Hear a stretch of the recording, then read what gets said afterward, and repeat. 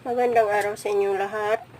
Ito, continue naman ang pagliligpit ko ulit kasi hindi ko na itutuloy-tuloy yung pagligpit. Talagang hindi na ako mag-online.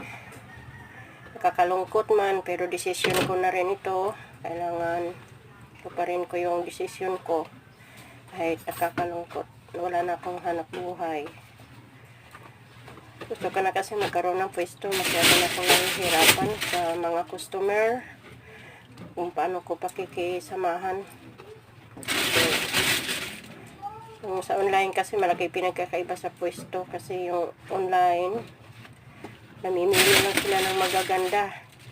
Pagka medyo paulit-ulit na yung paplex mo sa kanila, ayawan na nila. Akala naman nila mga pangit na yung piniplex mo, kumo paulit-ulit na lang.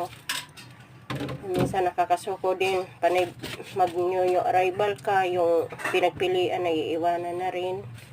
So, kailangan talaga na desisyonan ko na ito, masakit man sa kalooban ko. Sinasako ko lahat para hindi madumihan.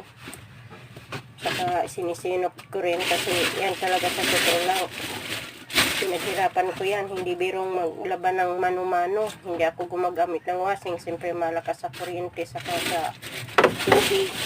So ang ko talaga mano-mano lang, malinis ko sila. Pinagtatsagaan ko yan araw-araw, kung minsan nasa 400 mahigit yung nilalabhan ko. So yung pagod ko, hindi nila alam yun na hirapan ko yung mga paglilinis ng damit para hindi masyadong ma-issue. Kaya ngayon, napag-isip-isip ko na rin na pagpapahinga muna ako. Yung sunod ko naman gagawin, i-close ko na yung BIR ko. Siyempre, kailangan din yun na i-close mo para alam nila na hindi ka na nagtitinda. Bawal kasi na huminto ka sa pagtitinda tapos continue pa rin yung BIR mo.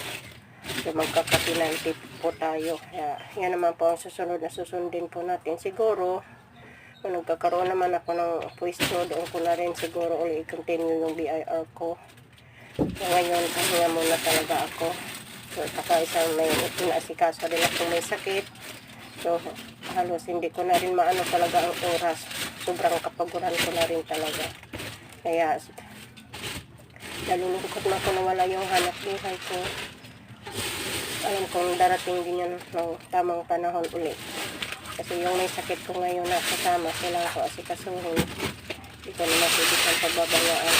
Kasi may karamdaman ko lang nakapokus ako sa kanya.